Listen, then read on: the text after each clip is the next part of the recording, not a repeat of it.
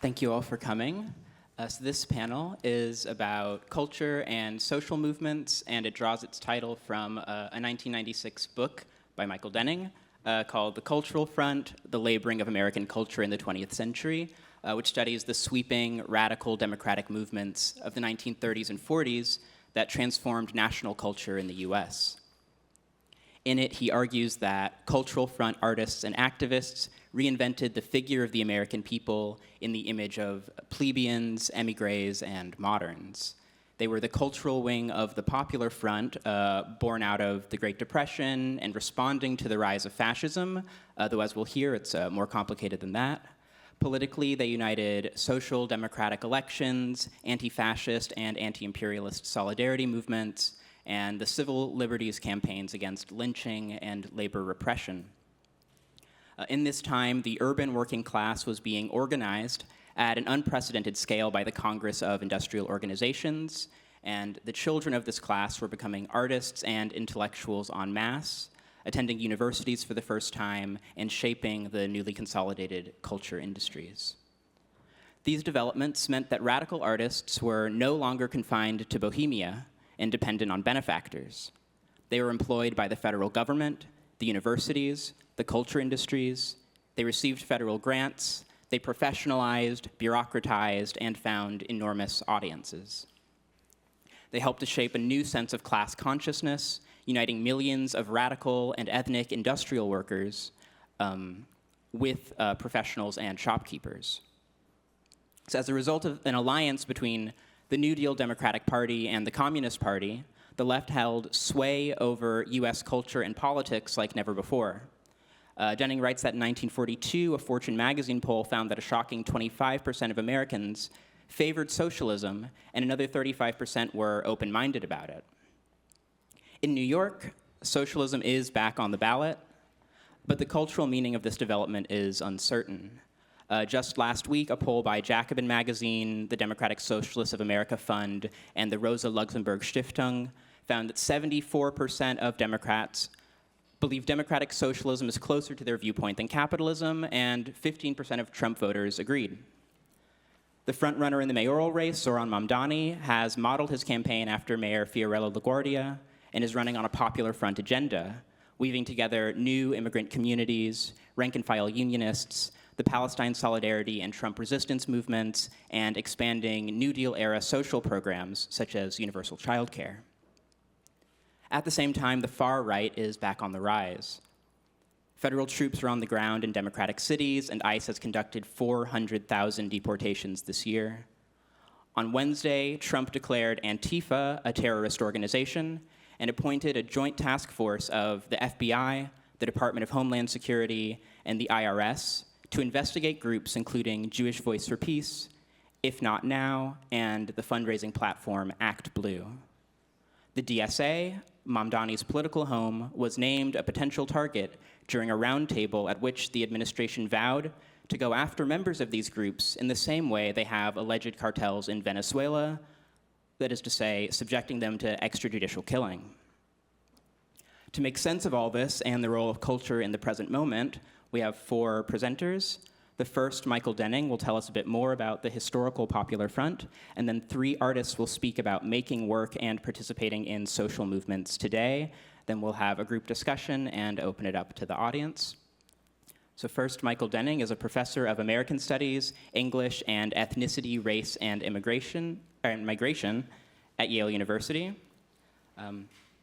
Amirtha Kidambi is a vocalist, improviser, composer, and activist who teaches sonic arts at Brooklyn College. Jackson Paulus is a multidisciplinary artist belonging to Tlingit territory and a core contributor to the New Red Order. And Kay Gabriel is the author of Perverts and the editorial director at the Poetry Project. So Michael will begin. Thank you. That was a great summary. I won't try to even reproduce that summary. In fact, I think I've not returned to or thought about this book for 15 years since writing the afterword to the 2010 edition. So let me just begin this afternoon's conversation by just making three comments. Why I wrote it, what it seemed to mean in 1997, and what it looks like today going back to it. So I wrote the book as part of a larger New Left attempt to understand what we called the Old Left, the 1930s.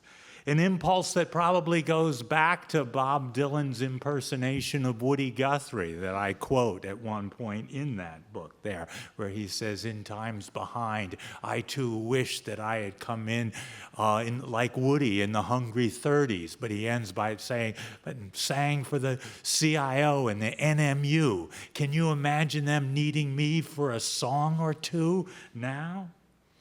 And by the time it got to me, that story in the late 1980s, really the age of hip-hop, an era both of Reagan's war on Central America, but also an era of Jesse Jackson's Rainbow Coalition, I thought I was writing a new history of the Popular Front, imagined as a social movement, imagined perhaps as a Rainbow Coalition, to counter what was then a nostalgic and reactionary appeal to the New Deal as we should go back to some old-fashioned class politics in the face of identity politics, an opposition that seemed to me absurd.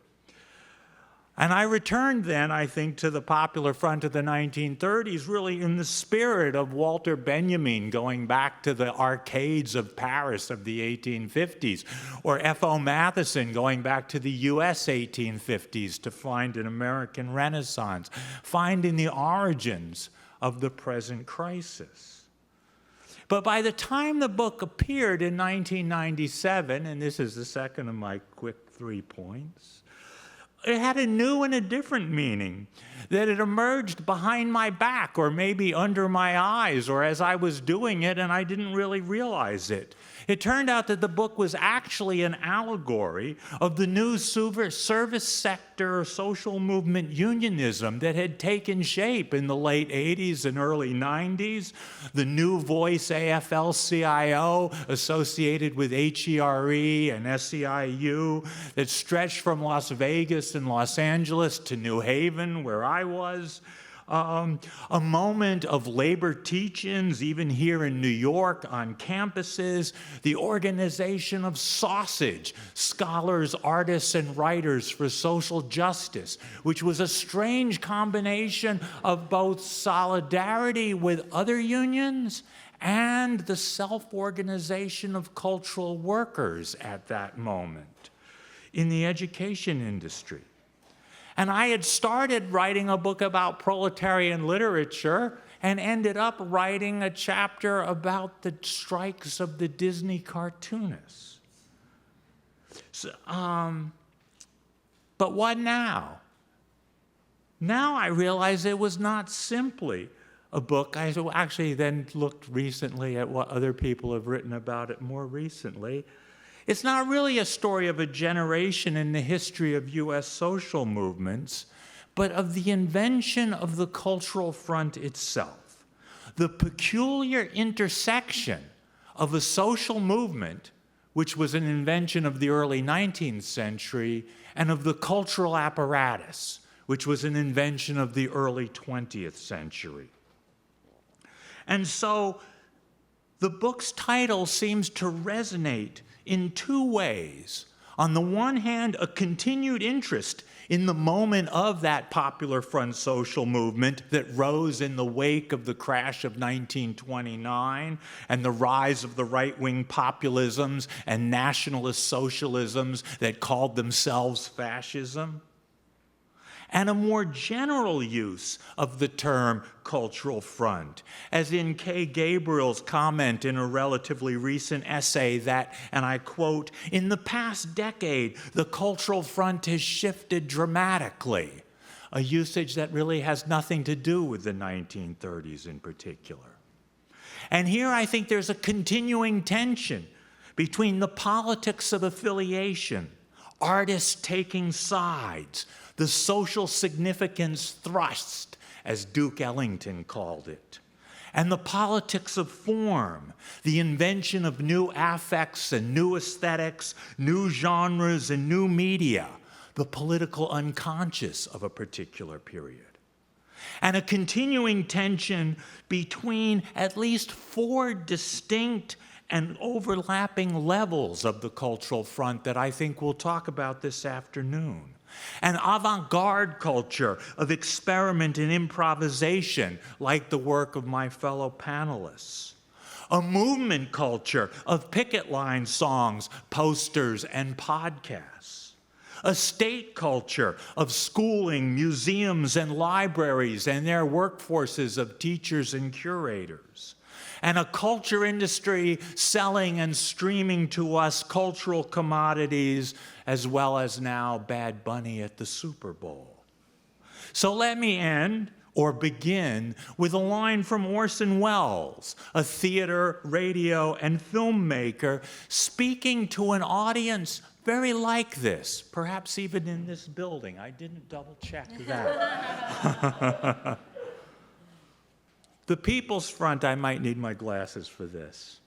The People's Front can get along without the theater, and get along, if Mr. Blitzstein will forgive me, that was Mark Blitzstein, the great communist composer, without music. But we, the artists, cannot get along without the People's Front.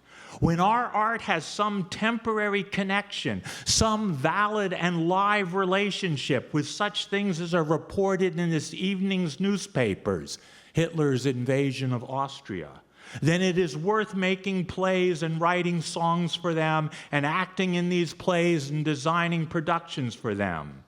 The minute we lose sight of this, we are necromancers, spellbinders. And as spellbinders always find out, the amount of magic we can dispense in a single town is always limited. And we discover ourselves beating it across the county line before the moon is full again.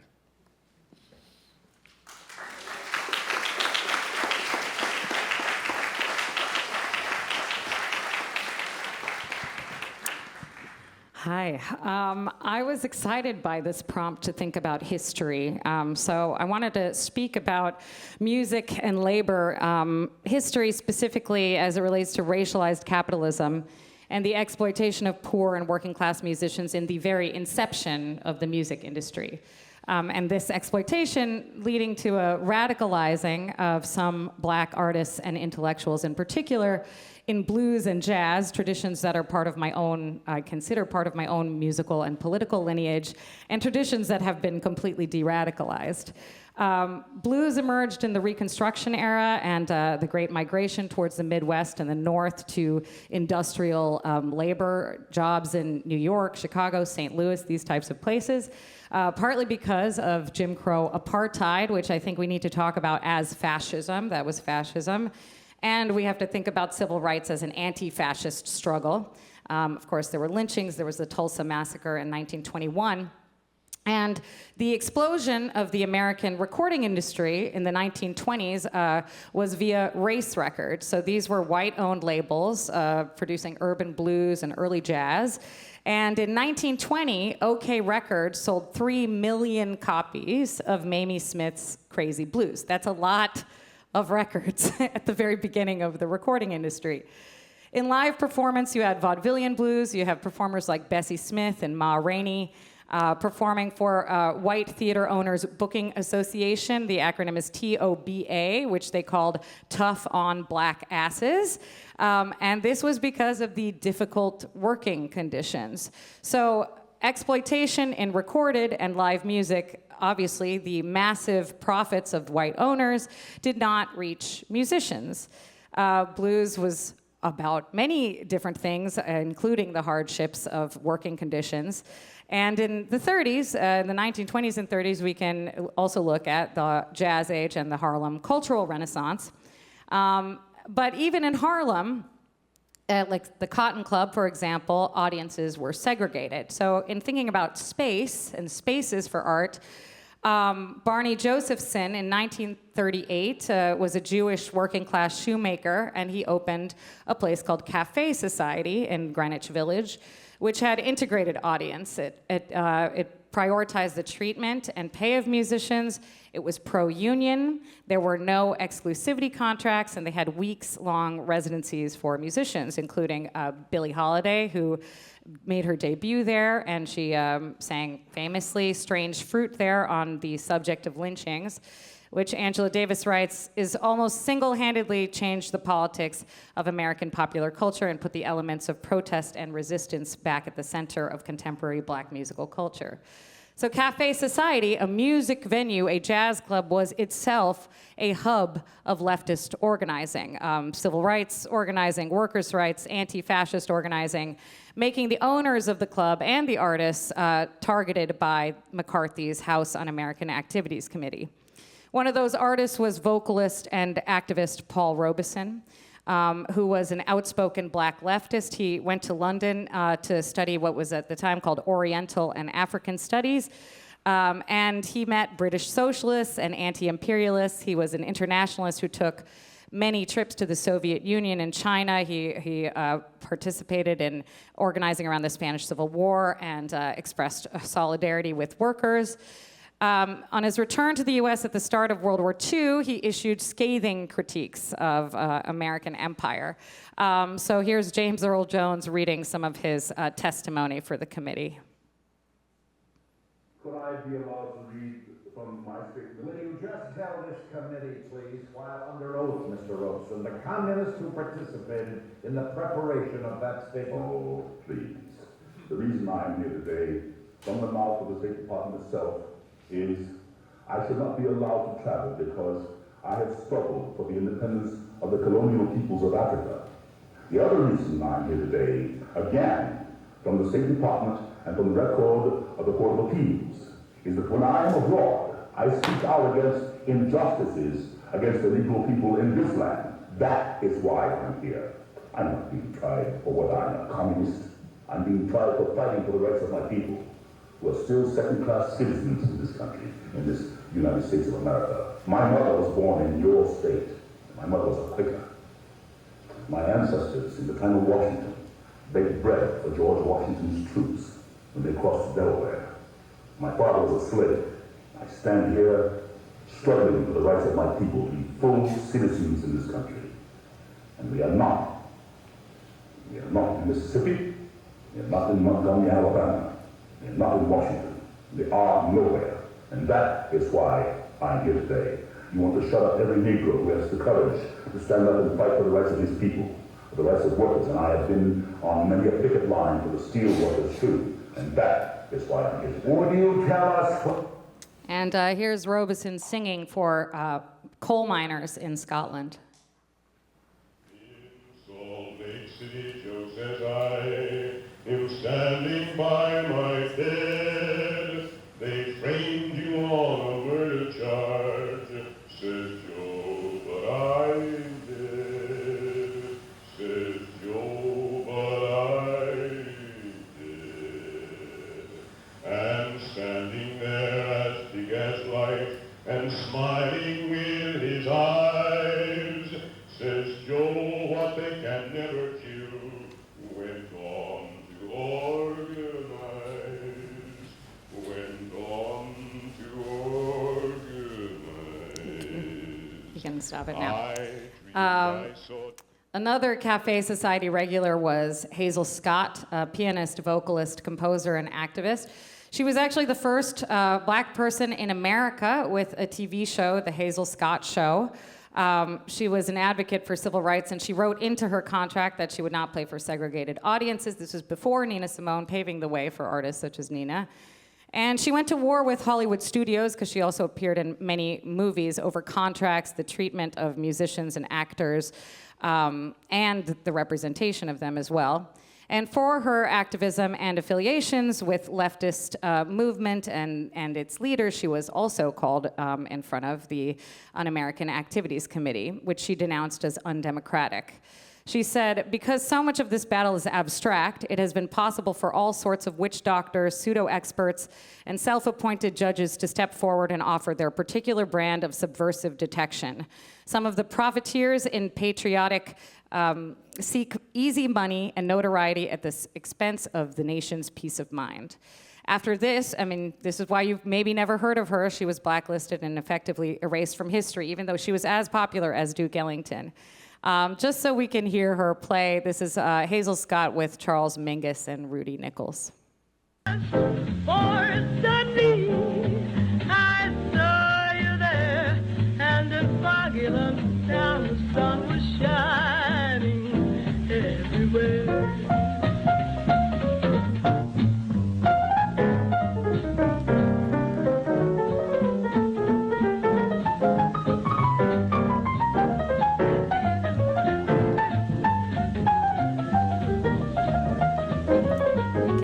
You can pause that now. She was wonderful.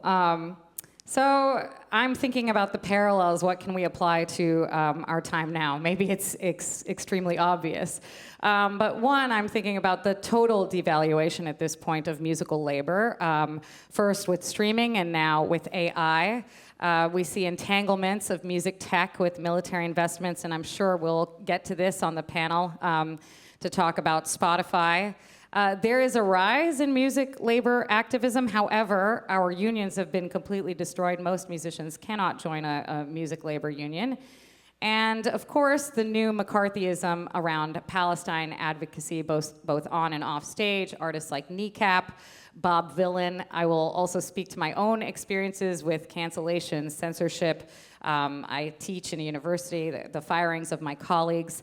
This will no doubt expand to all leftist advocacy and organizing. I will speak a bit to my cultural organizing work with BDS, Boycott, Divestment, and Sanctions, and the cultural arm, the Palestinian Academic and Cultural Boycott of Israel, and both the very mixed success of trying to get commitments from venues and labels, et cetera. I'll speak to some of my experiences. I just want to play just a short clip of a performance at the Murs Festival in Germany.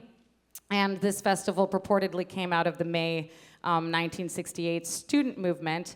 And after I spoke about Palestinian liberation on stage, they completely disavowed my statements. And they, this song is called Third Space. And before I introduced this song, I spoke to the audience about Orientalism as the Orientalist gaze as a sort of justification for imperialism and genocide. So this is my band, Elder Ones. It's a protest band, and I can speak a little bit to my experiences on the road over the last 2 years.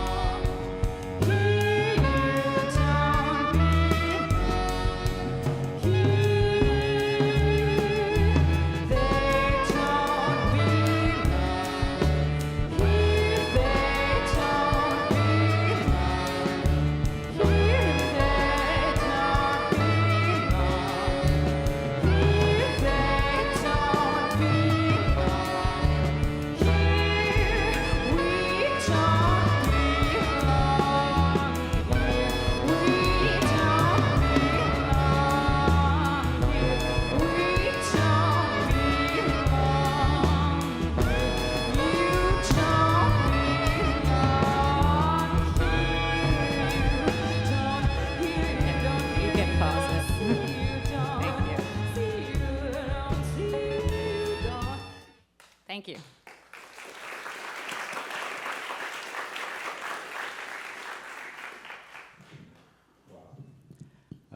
It's wonderful to be in conversation here. My name is Jackson Paulus. I got a clicker here. We'll see if it works.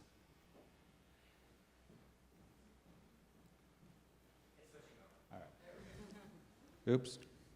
Go backwards a little bit. All right. So, yeah. My name is Jackson Paulus. I'm an artist. I'm Tlingit from what's currently called Alaska. Alongside dear friends and collaborators, Adam Khalil and Zach Khalil, who couldn't be here today, I'm an informant and core contributor to New Red Order. I'm representing New Red Order here, providing what can only be a gloss as a front. Apologies in advance to squeezing a couple short videos in. I'm going to try to speed read to stay on the tracks for better or worse. New Red Order is a public secret society of rotating and expanding membership that works to rechannel desires for indigeneity toward indigenous futures and agency. Everyone here is welcome to join. You can call toll-free 1-888-NEW-RED-1 or sign up at newredorder.org. Amid an apparent aporia in a ready-made settler colonial nation state that's aimed at every turn to become native, to feel at home here, New Red Order emerges out of contradistinction from the improved order of red men. A secret society that claims lineage from the Sons of Liberty, who claim responsibility for the Boston Tea Party and that foundational act of separation from the crown, becoming savage, throwing tea in the harbor to become native. A political force in their heyday, they didn't allow non-white people in until 1974 and included members such as Theodore and Franklin Roosevelt, Richard Nixon. They're now headquartered in Waco, Texas, just to keep things extra weird. They have their own timeline, 1492 being year one, which they call the Great Sun of Discovery. So what does New Red Order do? I'll play a little video here which can introduce better than I.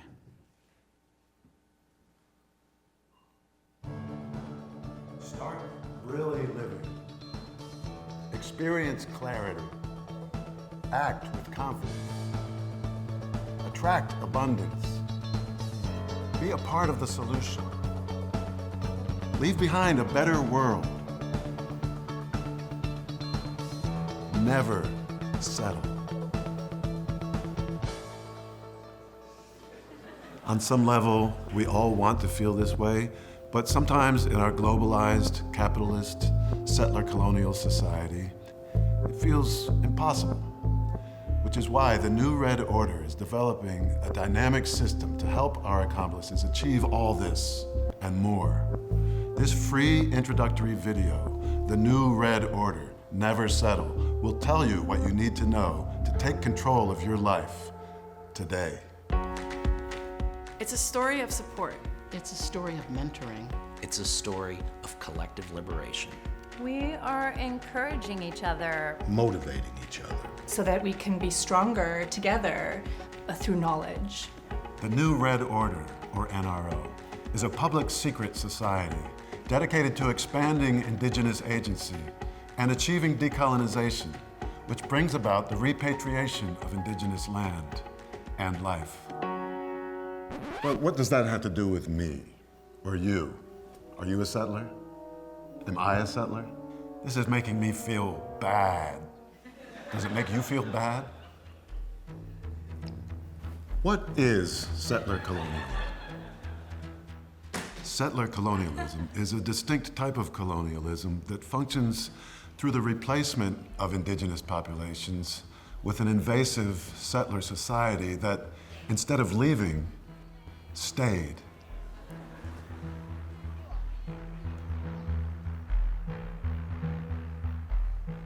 One of the largest obstructions to indigenous growth is an excessive, some might say inappropriate, desire towards indigeneity.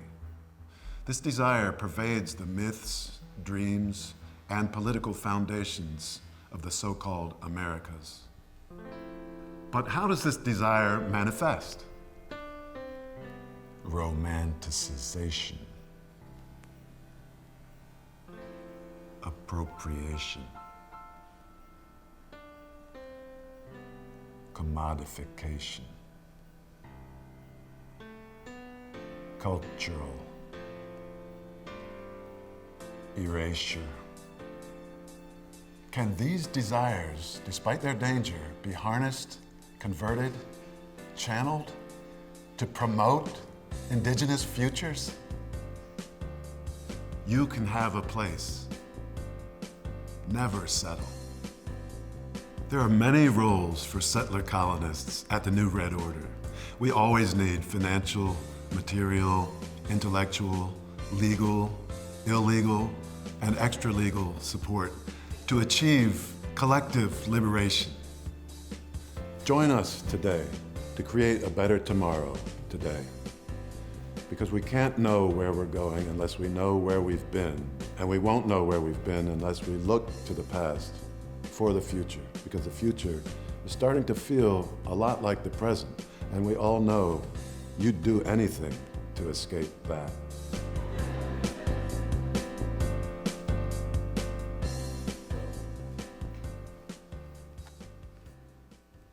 Okay. So we cover for you, allowing a safe space for unsafe ideas where prospective participants can parse out their respective longings or lingering questions surrounding perhaps excessive attractions to indigeneity.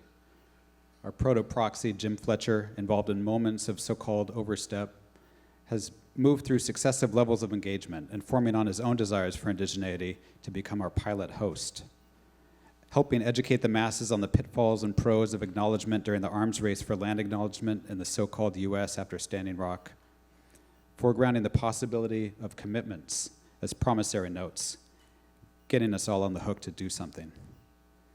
You too can become an informant, and remember it's not only non-native people who desire indigeneity, but given the numbers, we need you.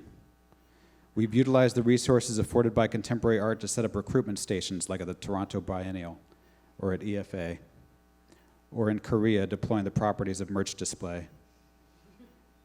But what is required? What is possible? Decolonization? If decolonization demands the return of all indigenous land and life, what would it take to do so? It seems impossible, requiring magical thinking, crimes against reality.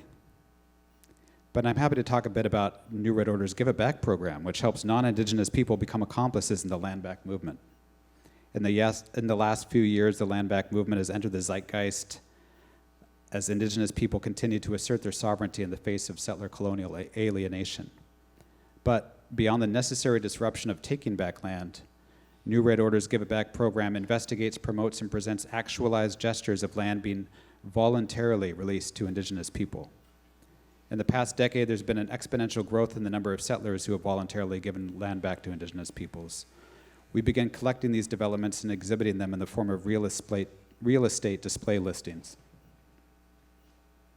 or with artist exhibitions providing space for office life to research further, or examine their particulars from outside, where one could read these listings to learn about instances where land had actually been voluntarily given back. So our pilot program participants, or Give It Backers, are accomplices in one of the greatest crimes against reality, the rematriation of all Indigenous land and life. Reaching out to them, we made an introductory video, Give It Back, Crimes Against Realty, in which you can receive expert advice and best practices on how to begin your rematriation journey from people who have actually been through the process. That's a 35-minute video, so I can't play that here, but here's a few little clips. I'm Kimber Gell, and I am the mayor of Eureka. My name is Flynn Jameson. I'm an artist. My name is Natalie Arroyo, and I am a Eureka City Council person. Hi, I'm Christine Sleater. I am a retired faculty member from California State University, Monterey Bay. Coming from all walks of life, each one of these brave settlers possesses an innate drive to do something about the state of reality. And what better way to shape reality than through realty? One more. It is possible to give land back, and this is a way of doing it. The idea of selling land is something that actually should be reimagined. We don't do real estate. We make real estate do better. If you want something and it's the right thing to do, you can make it happen. Operationalize your property to materialize the process. I really have valued that shift of ownership and identity. Exceptional theft deserves an exceptional return. We talk a lot about equity and reparations, and yet there's not enough attention paid to what is truly the original sin, the genocide of our Indigenous people. And it doesn't make you a bad person because of whatever your ancestors did or didn't do. The question is more what you're going to do. So along with them, you too might become a Give It Backer today, perhaps. We rolled out and extended the flagship Give It Back program in 2023 via collaboration with Dia Vij and Creative Time with The World's Unfair, in a fenced-off vacant lot with contributions by Dylan Clancy and Riley Hooker, who I believe is in the house. among others, across an immersive spectacle of large-scale sculptures like Fort Freedom, powwow grounds, multiple video monitors, shipping containers, animatronics engaging in a dialogique about the origin of private property.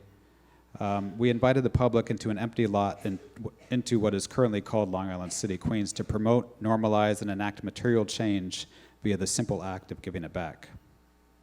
The World's Unfair featured the first ever Give It Back gathering, introducing the aforementioned Give It Backers, bringing settlers who have gone through the process of land return, like the mayor of Eureka, Kim Burgell, or the mayor of Oakland, Libby Schaff, or Yale Union's Flint Jameson and Native Arts and Culture Foundation's Lulani Arquette, all into conversation with each other. And this expanding network continues to grow as each work to move beyond the symbolic in order to enact material decolonial changes. The idea of land back can feel unsettling and overwhelming. It's a confusing, complicated, and largely unprecedented process. If it took over 500 years to dispossess indigenous people of their land in North America, does that mean it'll take 500 years to give it back?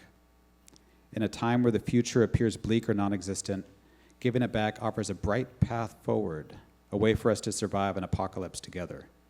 And if belief in the inevitability of manifest destiny brought us our contemporary reality, belief in the rematriation of all indigenous land and life will make that reality a distant memory.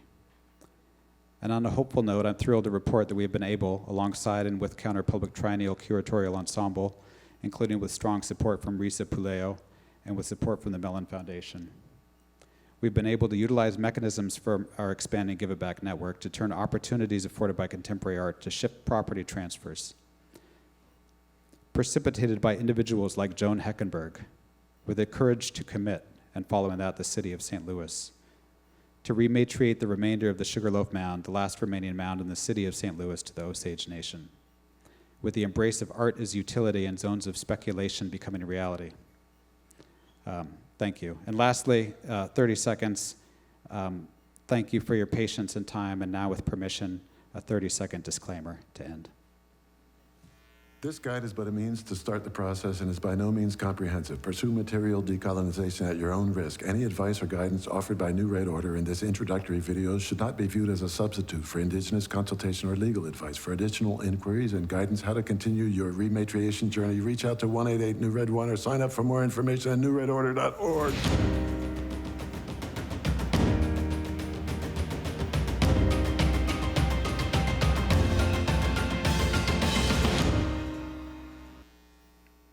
Okay, thank you.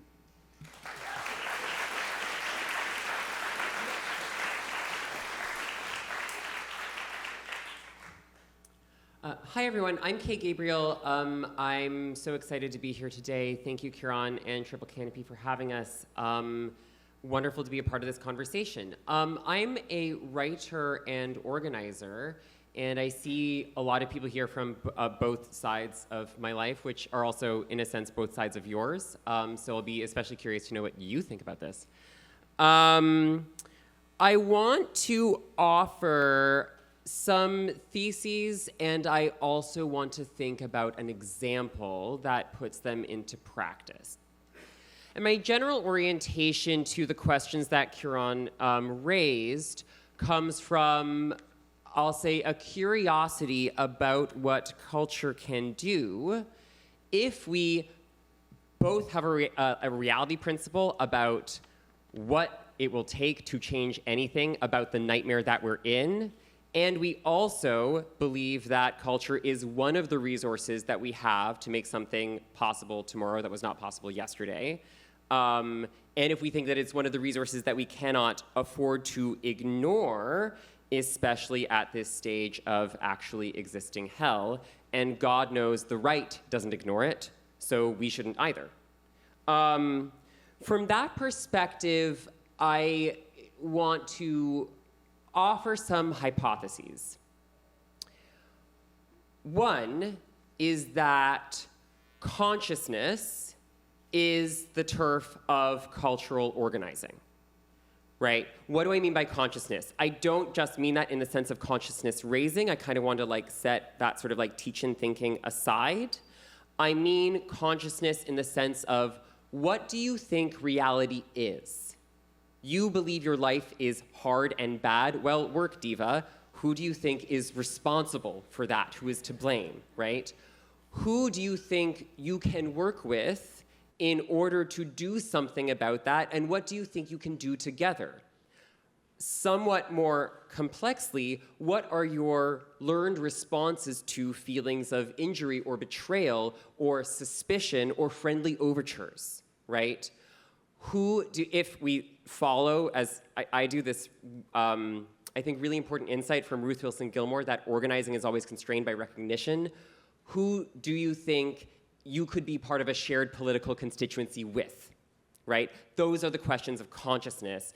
And that, I think, is what, in a broad sense, and I do want to make this like kind of more concrete in just a second, but in a broad sense, I think that this, at a big scale, is what culture organizing does for movement work. It enables people to train and train and train those responses. It gives them fertile material for rehearsing what they think is going on and what they think they can do about it, and with whom, right? In that sense, cultural organizing builds the infrastructure for a future coalition. Say, a large cross-class organization that can back up the front-line organs that are fighting the class war, right? If I can just be like as direct as that, right? And I'll also say, I think in this period of, in this period where the fascists have their hands firmly on the levers of power, we need to be thinking at this scale of mass politics. That is our task. To do anything less is betraying our role at this terrifying juncture of history. So that's my perspective. So if we think, nonetheless, as cultural organizers, that our task is to build that infrastructure for a future coalition. And I don't mean something that's going to be like activated in the far future. I mean something that could be like become live, frankly, in the near term. What does that actually look like in practice? And from that perspective, I want to move into thinking about an example of this work that I've been, let's say, living and working with and doing research with in a very practical way, and that has offered, I think, a kind of practical consciousness for what coalition building in this sense looks like between including artists and writers and organizers and other people to make them effective over place and time. And I actually just want to talk about the place where I work, which is the Poetry Project. The project is as you might be familiar, and I know that some of you are, a long-time home for experimental literature and performance in downtown New York. Now, from that summary, you might not immediately think, if you're not already familiar with our programming, you might not immediately think, oh, well, the Poetry Project is like a left-wing cultural organization in New York City. And you might be surprised to learn that it is. And then you might think, well, how did it get that way? Is it just that they have a red on staff? Did some trots decide to do entryism at the Poetry Project? That's weird. No, actually, that's not true. And if you look at the history of the place, it will be kind of interesting and I think revealing that over the course of our 60 years, including as conditions have changed, the project has been a place that continually has brought people together for a number of different, I'll say, liberation-oriented projects, although that has never been its explicit mission, and nobody who works for the organization has ever written it down like that, maybe except me. I mean, I'm not saying that other people are blind to it, it's just that we've never said it out loud, right? That's interesting. It started, and this is a thesis that I've been saying, and I think people have met with some surprise, as I believe that the Poetry Project started in 1966 as an anti-war cultural organization. And what do I mean by that? Some poets who were in search of a place to have regular meetings in, let's say, a church-like non-derogatory structure, were familiar with the rector of St. Mark's Church, Michael Allen, through the anti-Vietnam War movement. And together with some funds, they created together the Poetry Project. That is actually interesting. These people decided to do with their time setting up a poetry organization. The other thing that they decided to do with their time was take on responsibility for stopping massacres across the planet in a country where they would never visit and where they didn't know anybody, right? A profound sense of responsibility that is a version of, let's say, internationalism and a kind of practical consciousness of internationalism in practice. And when the Poetry Project was established, mind you, an organization that was explicitly only dedicated to having a couple of poetry readings a week, they also set up legal defenses for people who were facing serious charges for their work in the anti-Vietnam War movement. Members of the American Indian movement were using the space. The Black Panthers were running a free breakfast program from the church. All kinds of people doing related things and learning to see themselves as related came together under the hub of this organization, although nobody was saying, oh, we're setting up a front organization that will secretly do revolutionary organizing, but on the surface is just doing poetry. Nobody said that. The thing that is, and I'm aware that I'm drawing close to time, so I'll just give a couple more examples and then I'll finish. The thing that's interesting to me is that this consciousness endured over time such that when we look at the 80s, the poetry, so 15 to 20 years after the start of the organization, the Poetry Project was also an important hub for Central American solidarity organizing in New York, right? We hosted Ernesto Cardenal, the Minister of Culture under the Sandinista government, when that meant something different. We sent a delegation the project was instrumental in sending a delegation to Nicaragua. We were also an important hub of organizing against South African apartheid, right? And the thing that is interesting, and then, for what it's worth, in 2023, and I know that Amirtha has thought about this as well, when the genocide began, it became very easy for the staff and the board of the project and the thousands of people who come to our readings to embrace PACB and for everybody to say, this is the program, we're on board with it, with supermajority support, right? The thing that's interesting to me in looking at these examples is the struggles are changing, conditions are changing, and yet, without anybody taking responsibility for it, and without an organizing committee, no shade to organizing committees, I have been on them. Without an organizing committee to say, we did that 15 years ago, we should do this now, people nonetheless developed the same or similar or cognate responses to, for instance, massacres taking place half a world away, to stopping fascism in other parts of the world. This is an interesting practical consciousness of an organization. And I'll just, I guess, close with a couple of thoughts about what I think that means. It's interesting to me that a cultural organization is therefore capable of bringing people together to take positions they would not have otherwise taken, to meet people they would not otherwise have met, to be in organizations they could not have joined, and to be effective in ways that they could not have been if that other organization had not been in place. So that is a sense, in practical terms, of, let's say, what culture does to produce a coalition, right? And the second point that I want to close with is I want to think just for a second about this idea that Ruth Wilson Gilmore, who I've already quoted, puts forward about an infrastructure of feeling that undergirds social movements and enables people to be liberation-oriented over time and place, although no direct connection or no person might have tied them to what people similar to them were doing 100 years ago.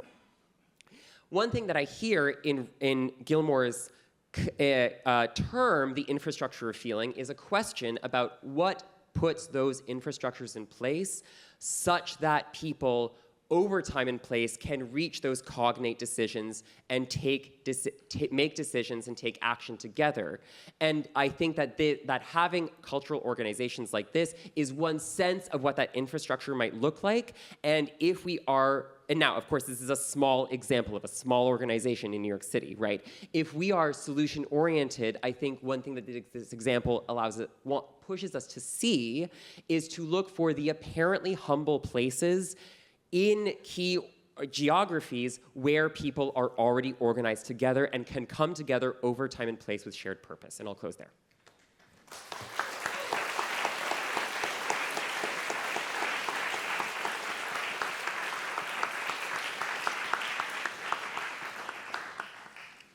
Thank you all so much. I think we can start kind of jumping off from Kay's poetry project example. It seems to me that while artists and writers are quite heavily involved in organizing social movements today, it broadly doesn't seem that there are parallel developments within culture. There haven't been major new schools or isms. There haven't been so many new left cultural institutions or kind of popular dedicated organs for arts of the left. I guess what accounts for this, or do you disagree, or is there something to be done about this? Could I offer a couple thoughts quickly? Having just queened out, I will queen out less. Okay, I think Ciarán is pointing to something really critical, and my answer to why are there, although artists and writers are of the left, why are there no new cultural organizations? I think it has to do with the things like the price of land in major urban centers. I think that's kind of in addition to things like streaming platforms. I mean, it's literally who owns, in this case, the means of distribution. I think that there are kind of macroeconomic explanations that we can think for why are there not new organizations springing up? Why don't people have more power in this sense? And therefore that kind of sets our sights on well, what do we need? What resources do we need to scale up this side of our task, right? When that becomes a priority. On the other hand, I think on the cultural side, something that I've noticed, or something that I feel, living in New York right now in the 2020s, an insane time to be alive, is that culturally, people are killing it. Everybody is really serving cunt really, really hard. Am I wrong? Do you guys disagree? I feel like it is an extraordinary time to be creating in New York City, which also makes me feel insane because it is a terrifying time to be alive. However, people are serving cunt every day, and in addition to that, there is a vast appetite for that type of cultural radicalism, and a vast appetite for linking that cultural radicalism together with political radicalism. That, to me, suggests that just based on people's time and attention, there is something there to work with, there are resources there to work with, and I think we would be fools to ignore it. Can I respond to that, to this question of why aren't there either new organizations, or why can't existing organizations sort of tap in this way? And one, I would say, is consider, as you said, the cost of land, of real estate, and the capital that is required, right? So this was, I believe, a capital project downtown Brooklyn. I worked for Issue Project Room between 2012 and 2017, which is down the street, which was also part of a city capital project, right? The downtown Brooklyn revitalization, right? The kind of capital needed, it's not just that it's capital tied to state and city monies, right? And the kind of alignment that a space like this, or a space like Issue Project Room, and I can name many others, the kinds of alignments, obviously, and class alignments that need to be made to sustain and make a space like this exist, with some of the staff at these spaces and directors being paid close to six figures.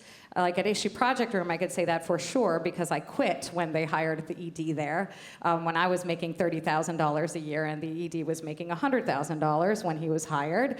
The class alignments of these places, they clearly, in order to sustain and continue these types of projects, cannot be left. They are liberal at best, liberal at face value, maybe, but they really, truly cannot be radical in that way. For example, and this will be a little bit uncomfortable because we're sitting here inside of this venue, but some of the work that I've done in the last 2 years, or attempted to do, was work using Poetry Project, honestly, as the North Star, because music is shockingly de-radicalized and defanged. It really pains me to say, but even amongst artists, I'd say because of the precarity of being a music worker and the labor of it, and because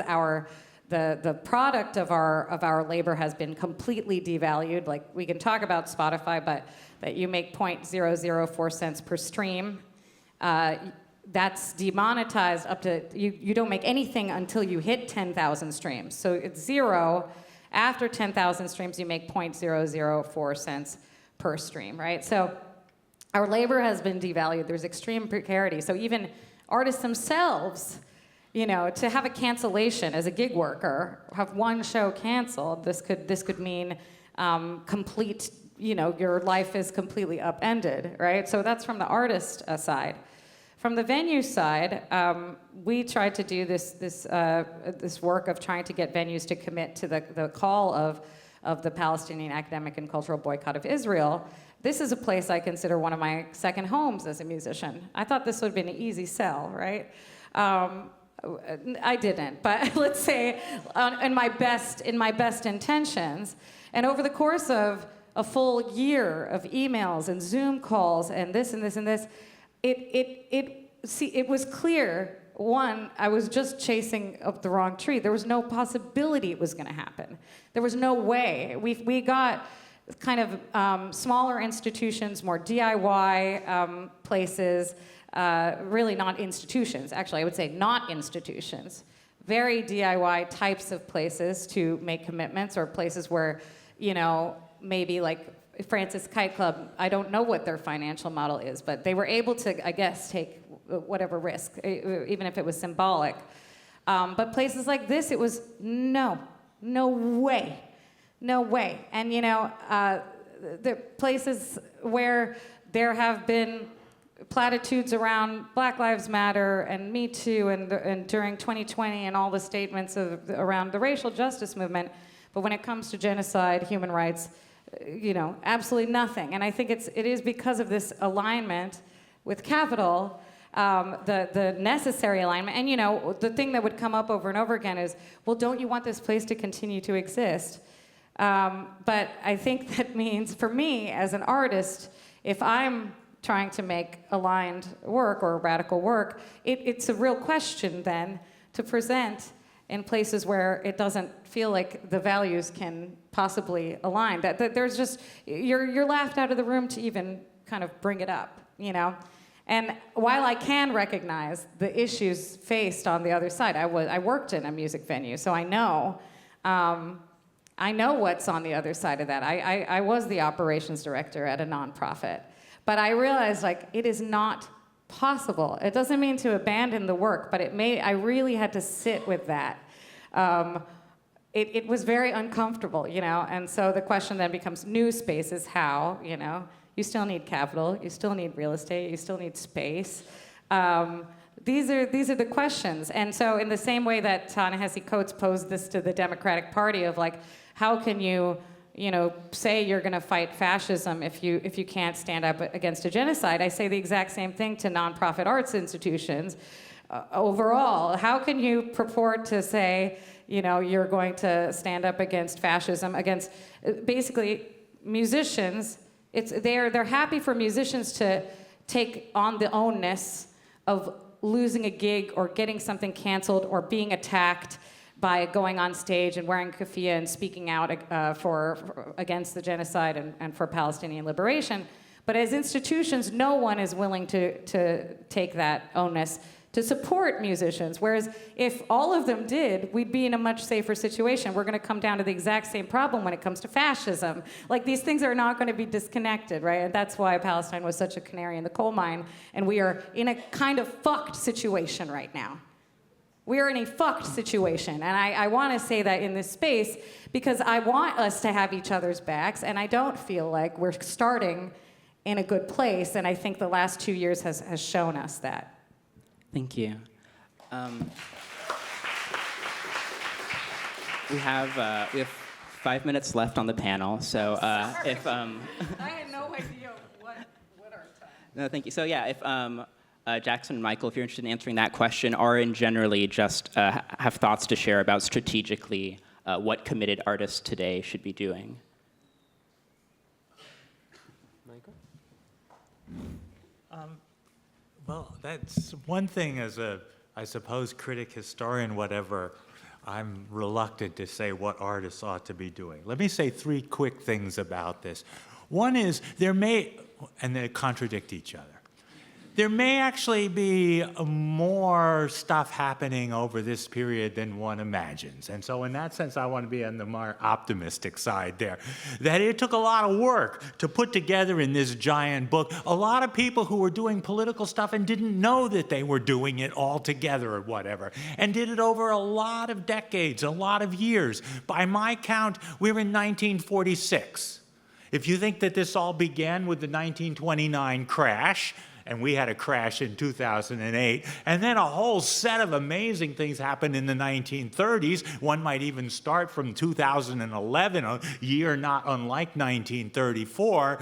We're actually looking at one of the bleak moments of the Popular Front, when it was almost over, when McCarthyism was just about to hit, the blacklists were coming through, and before the entire moment was forgotten in the next decade. So part of the thing is that we're looking at a very bleak situation there, where mainstream institutions, which we had thought are under attack, where I always remember this was one of the examples. One of the people I interviewed knew John Howard Lawson, the screenwriter, and leader of the Screenwriters Guild. And Jack Lawson, he always referred to him. He had great respect for him. And he said, what he told me about it made me think, here was someone who was one of the highest paid screenwriters in Hollywood, didn't write radical screenplays by any means. Within a year, he was in prison. That's one of the things that meant in the McCarthyism. And then he writes actually a piece about the coming fascism in that moment. And then later on in the 60s, people were like, oh, Jack Lawson, he overrated this thing. Well, living what he lived through at that moment, he wasn't necessarily overrating that. And that's the other thing that I would say, 2 point, and then three. Oh, yes. One is, the remarkable thing was how different the situation of different artists were.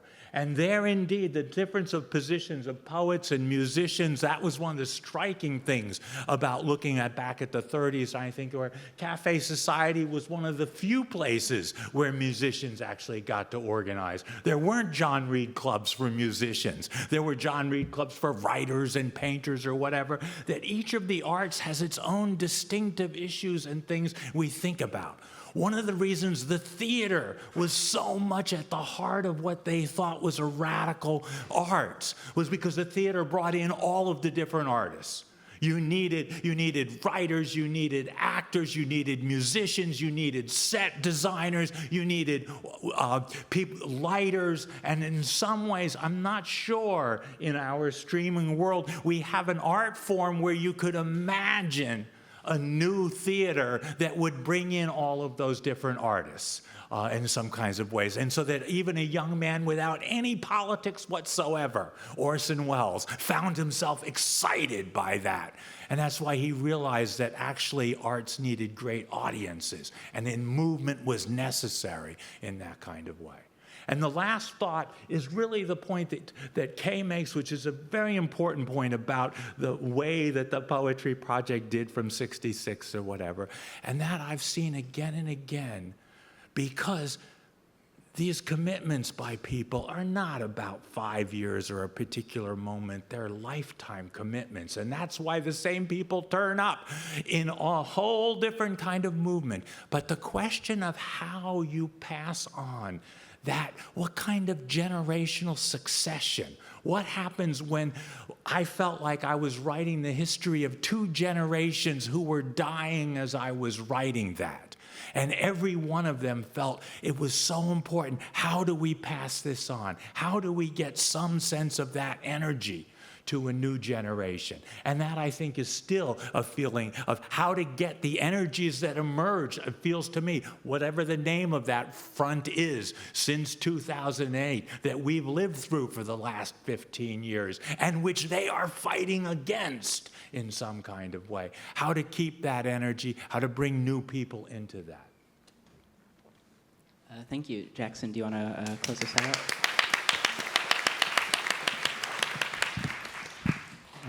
Yeah, thank you all, and definitely appreciate all that you've said and highlighting the difficulty of interfacing with institutions when we're kind of overcome and overwhelmed with this climate of fear that continues to persist.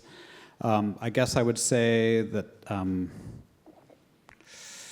this question of like what accounts for this, it seems like this climate of fear, at least in my own experience, and I'll try to stick to my own kind of recognition of this kind of fear or difficulty with intersectionality that seemed to predate even Standing Rock, where people, when they wanted to find ways to kind of align themselves with indigenous epistemologies, there was this kind of extractionism that was happening, and they were being called out by Native activists. And the more that one became kind of familiar with indigenous concerns or what people were calling for in terms of sovereignty, the more they might have been apprehensive because they didn't know enough, so they might stop there. So that we recognize was an obstruction to indigenous growth, which kind of led to this perverted incorporation or felt need to recruit others as accomplices and then be proxy and speak for us, which is in some ways the opposite of what Native people were calling for when they wanted Native people to speak for themselves. So that kind of foregrounding or maybe working overtime to assuage the fears of people who might think that they aren't actually able to do something and find ways, whether it be through, even in PACB, like using the same language, allowing institutions to start to create the same exact language that is what PACB is asking for, and then they realize they're already doing it, so why not make that next step? Those are some kind of things that we've been also doing on, like, trying to do behind the scenes, but which ultimately we'll see how it plays out. But I feel like in terms of movement building, I feel like I can speak from someone who is Native, who's just trying to like find ways to foreground and fold in a recognition of the fears that we all have together so that people can kind of identify themselves with the project and find ways to work together. That's all I have, sorry. Great, thank you all.